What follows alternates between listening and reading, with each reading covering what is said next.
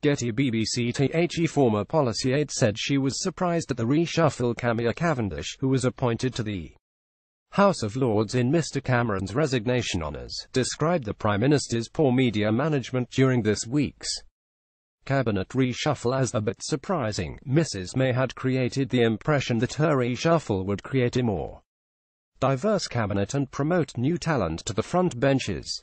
However, there were few changes to the makeup of her top team on Monday after Jeremy Hunt and Greg Clark both refused to be moved from the positions, and the Tory leader kept Remoaners such as Philip Hammond and Amber Rudd in the jobs. Speaking to Evan Davis on BBC Newsnight, Baroness Cavendish said, "Unfortunately she oversold the idea that big beasts would be moved and that this would be a huge clear-out for the new generation. She hasn't brought in to Gentat. She hasn't brought in Mercer, who are too regarded in the Conservative Party as future leaders, and so it looks a bit limp." Thomas Gentat and Johnny Mercer had both been tipped for big promotions, but both were overlooked by number 10 in the reshuffle.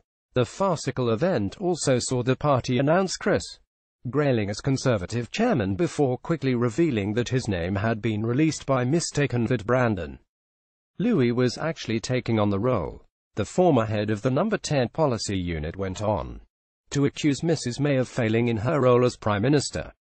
Mr Cameron's aide suggested that Mrs May had struggled to understand the leap between being Home Secretary and being Prime Minister.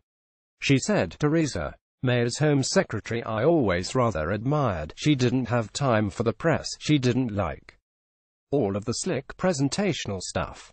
GETTY former aide called Theresa May's cabinet limp. GETTY Cavendish was given a peerage in David E. Cameron's resignation honours. The problem is, when you get into number 10 you need to do the stuff properly. However, despite her criticism, Baroness Cavendish admitted reshuffles are famously peculiar and arbitrary. She cited how in one gaffe during the Tony Blair-era minister was completed overlooked during a cabinet reshuffle after the post-stick note with his name on fell on the floor.